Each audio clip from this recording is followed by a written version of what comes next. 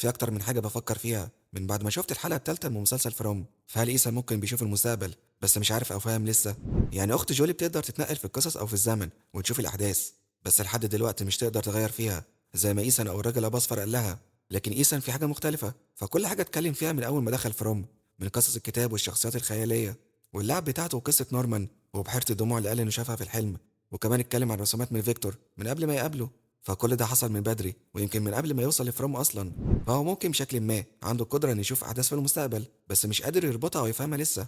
يعني في كلام ايسان مع جيد وهو ماشي هنا، كان يكلمه نتابسة كانت بتشوف احلام فيها صخور حمراء وهي بنت صغيره، والسبب في ده انها كانت اصلا موجوده هنا، بس ده مش لازم يكون حاصل مع ايسان. هو ممكن شاف الحاجات دي لانه بشكل ما شاف رؤى من المستقبل لاحداث كتير هتحصل في المدينه، عشان كده تحسه فاهم اللي بيحصل. وعشان كده عرف ان اخت جولي تقدر تمشي وتتنقل في الزمن وفي القصص. وعشان كده اتكلم من اول حلقه في الموسم الاول بحوارات بحيره الدموع، وشاف رسومات لفيكتور من غير ما يقابله لسه. فهو كان شاف كل ده قبل ما يحصل، مش عاش الحكايه زي الباقي. يعني هو لا زي تابيسا او جيد، هو واضح انه مختلف عن جولي. وكمان بالنسبه لي مختلف عن فيكتور، عشان في ناس بتتوقع ان ايسان هو فيكتور، بس اعتقادي ده مش صح لان حوار تناسخ الارواح بيحصل بعد موت الشخص، فما ينفعش يحصل وهو حي لسه. يعني عرفنا ان تابيسا كانت ميراندا وجيد كان كريستوفر، لكن فيكتور لسه عايش، فعشان كده مش هيكون ايسان. وفيكتور كده اعتقد دوره قرب للتاريخ، اللي مسجل وعارف كل حاجه حصلت في المدينه، بس مشكلته انه ناسي ومحتاج حاجه تحصل عشان تفكره. اذا توقعي كل واحد ليه دور في اللي بيحصل في المدينه. جيد وتابيسا بيموتوا ويرجعوا عشان مفترض ينقذوا الاطفال الميته، وجولي هي السائره بين القصص، وفيكتور هو التاريخ او المسجل او العارف باللي حصل في المدينه.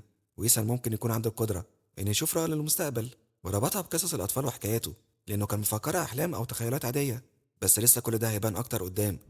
كمان شفنا جولي بمساعدة راندل عايزة تجيب كتب إيسان على أمل تلاقي حاجة تساعدها أكتر وهي بتتنقل في الأحداث.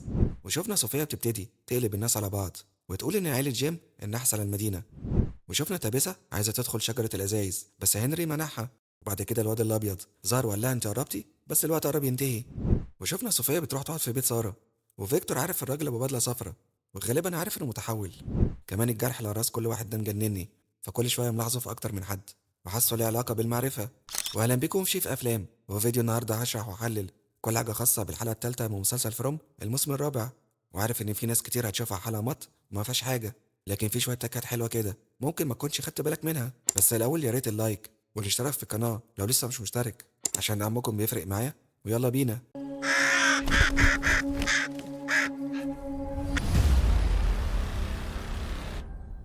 الحلقة التالتة نزلت باسم ميريلي وي جو، والمعنى الحرفي بتاعها نمشي ونتحرك بفرح. بس طبعا من أحداث الحلقة مفيش حاجة فيها فرح، فهي هنا زي بمعنى أو مكملين أو ماشية وخلاص، زي فكرة العجلة الدوارة بتاعت الأطفال اللي بنشوفها مع بداية أغنية التتر، وبتلف وفاضية أكن مفيش جديد. وده كله ممكن بيلمح لفكرة الدورات الزمنية وإنه لا جديد بيحصل، فكل حاجة بتحصل حصلت قبل كده وبتتكرر وهي ماشية. بعدين في أول الحلقة بنشوف فاطمة تقابل ألجين لأول مرة من بعد كل حاجة حصلت بينهم، والموقف طبعا يبان غريب، بس فاطمة تقول له مش عايز أكرهك لأنها فاهمة إن المكان استغلهم. بعدين بتطلب منه حاجة غريبة يعملها كخدمة ليها، ونشوفه يجيب لها رملة. ومن مشاهد الإعلانات شفنا إنها بتعمل من الرملة دي تين، والظاهر كده بتعمل حاجة تشكيلية مثلا أو حاجة تهدي أعصابها من بعد كل حاجة حصلت معاها.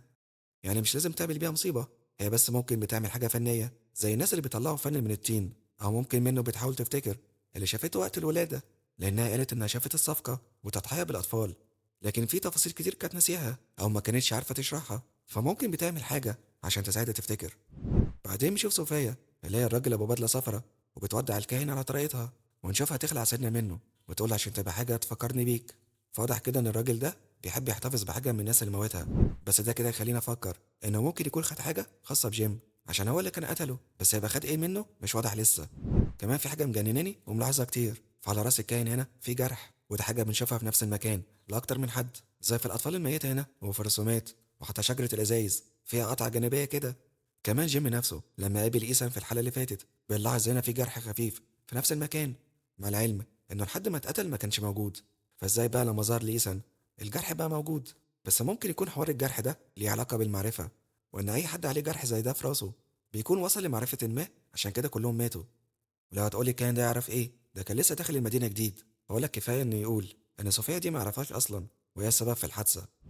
بعدين بيشوف جيد قاعد مع نفسه بيحاول يفتكر اي حاجه عن المكان، وبايد بيروح له ويشوف لو عارف اي حاجه، بس جيد لسه ما افتكرش ويبقى متضايق، ويقول للبايد يمكن لو خدت الحمض اللي ميراندا كانت خدته يفتكر. يعني من الاخر هو محتاج اي مخدر على امل يساعد عقله يفتكر. وفي اخر الحلقه شفناه بيلاقي مشروم في الغابه، وغالبا كده هياخده في الحلقه الجايه، ويمكن عقله يتفتح اكتر ويفتكر احداث عن حياته السابقه ككريستوفر او حد قبله كمان. بعدين بنشوف مشهد مهم، ولا هو الدفن والعزاء، عشان بنشوف كل الناس متجمعة عشان تدفن وتعزي الكاهن وجيم.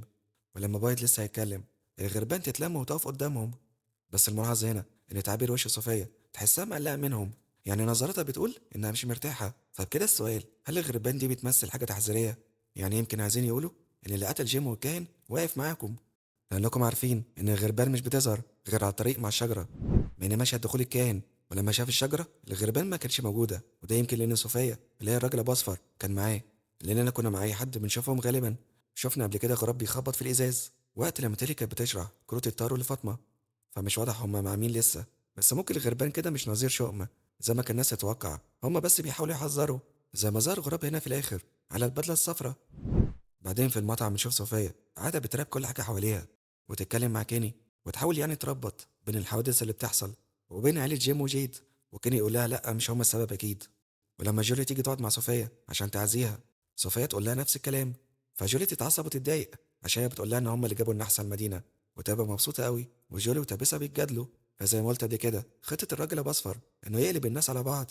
وهو هنا ابتدى يقول للناس إن عيلة جيم جابت النحس عليهم، وتوقعي مع اللي جاي انه هيسخن اكتر في الحته دي، ويمكن يطلع تلبسها هي الاساس والسبب في كل حاجه بتحصل، ويقلب الناس عليها ويقول لهم لما تموت الامان هيرجع تاني، وهيبقوا عايزين يموتوها فعلا او يضحوا بيها بقى. كمان بنشوف صفيه تقول لكيني ان عايزه تقعد مع ساره، وساره توافق. فيا ترى في نيته ايه من ناحيه ساره، بس يا اما هيستغلها في حاجه يا اما هيجننها اكتر. وهنشوف الاصوات لما تجيلها تقول لها ايه لما صفيه تكون قريبه منها. بعدين بنشوف جولي واخده حبل وتقابل راندل، وتبقى عايزه كتب ايسان عشان حاسه انها ممكن تلاقي اجابات جواهم، والكتب واقعه في البيت اللي كانوا فيه قبل ما يتهد. وراندل يقوم بالمهمه ويعرف يوصل لكتب ايسان بعد معاناه. وغالبا كده جولي هتلاقي حاجه تخليها تعرف تتحكم في قوتها بشكل افضل، وتختار الوقت اللي تتنقل فيه في الزمن بدل ما هي بتتنقل في اماكن عشوائيه. كمان بنشوف بايد بيحلم باليوم اللي مراته كانت تقتل في الناس لحد ما هو اضطر يوقفها. بعدين بيروح لاكوستا ويتكلم معاها، وهي تطلب منه يديها طلقة عشان تبقى تنهي حياتها بنفسها، ويقول لها موافق بس بشرط، وياخدها على البدروم اللي تحت البيت ويقول لها ان الحاجات اللي هنا بتخص كل الناس اللي كانت هنا وماتت، وبما انها شرطية فعايزة تدور على اي حاجة واي ادلة تخليهم يفهموا او يعرفوا حاجة جديدة. وبكده يعتبر اكوستا هيبقى ليها لازمة اخيرا عشان بويد ادالها مهمة بدل ما هي ما كانتش تعمل حاجة غير تزعق وبس. وكمان بويد شبهها بمراته في تصرفاتها، ولو بصيت كده هي تحسها نسخة أصغر منها، فممكن يكونوا بيلمحوا إن في تناسخ أرواح هنا. كمان شفنا تابسها بتشوف رسم المنارة، ولمنها كانت رجعت للعالم الطبيعي، فبتسيب الرسالة لدونا عشان عايزة تجرب تروح لشجرة الأزايز وتلاقي المنارة. بس هنري يشوفها ويتكلم معاها ويبقى عارف إنها ناوية على حاجة، وبعد ضغط عليها بيعرف هي عايزة تعمل إيه، فيروح معاها وبعدها يمنعها من دخول الشجرة، لأن آخر واحد دخل طلع لازق في حتة حمام السباحة وهو خايف عليها عشان ولادها. وطبعا تحس في ارتباط بين الثنائي، لأن تابسة كانت يوما ما ميراندا مراته، وحتى كانت عايزة تقول له بس تاهوا في الكلام. لكن المهم في المشهد ده الواد اللي لابس أبيض ظهر، وهي قالت له بتعمل إيه هنا وليه شكلك متغير، لأنه كبر عن آخر مرة شافته. فهو قال لها سؤالك غلط، ولما تقول له طب الشجرة هتوديني المنارة يقول لها لأ ده كان قبل كده، فهي تقول له بطل تتكلم بالألغاز، وهي فعلا عندها حق، احنا لحد دلوقتي مش فاهمين مين الواد ده. بس توقعي هو مش هيقدر يقول على كل حاجة أو يبقى زي قاصد يتكلم بالألغاز، لأن المعرفة ليها تمن، فممكن هو بيحاول يوجههم بس من غير ما يعرفهم كل حاجة عشان مش يتأذوا أو يموتوا. وفي الآخر قال لها أنت قربتي بس الوقت بيخلص منك. وتوقعي هو قال كده لأن الراجل أبو أصفر وسطيهم، يعني النهاية قربت لأن الدورة نفسها قربت تنتهي. وفي الآخر بنشوف إيسان مع فيكتور ويقول له عايز أروح بحيرة، ولما ياخد البحيرة اللي جنب بيت الكولوني إيسان يقول له لأ مش هي دي، بس بيشوفه جيد قاعد في المية بيحاول يتأمل يمكن يفتكر حاجة. وبعدها إيسان يقول لفيكتور على بحيرة الدموع وإنه لازم يلاقي المكان ده. فيكتور يطلب مساعدة جيد، ونشوف الثلاثي ماشيين سوا في الغابة لحد ما فيكتور بيلاقي البدلة الصفراء، وبسببها يترعب ويخاف ويقول لنفسه كنت فاكره مش حقيقي. يعني زي ما قلت قبل كده فيكتور عارف الراجل الأصفر وغالبا عارف المتحول، ويقدر ياخد شكل أي شخص، وعارف إن موجوده هتحصل مجزرة نهائية في المدينة، لأن ده اللي غالبا حصل لما كان صغير. متوقع من مشاهد الإعلانات فيكتور هيعرفهم بالحوار ده لأن البدلة موجودة هنا. وهنشوف بايد هيتصرف إزاي لما يعرف إن في حد متحول وسطيهم وممكن يكون حرفيا أي حد. وفي الآخر بنشوف بايد بيروح عند أمر مراته عشان يتكلم شوية بسبب كل حاجة هتحصل حواليه، لما يقول إن نفسه في حاجة تساعده بيلاقي إيد تطلع من تحت الأرض وتمسك في إيده، فمش واضح ده هلوسة ولا ايه اللي حصل معاه هنا، بس يمكن لما اتمسك هنا ايده تخف من المرض اللي فيه، كان كانت ايده تترعش. فهنشوف لسه لو حصل معاه معجزة شفاء او كان شغل هلوسة عادية.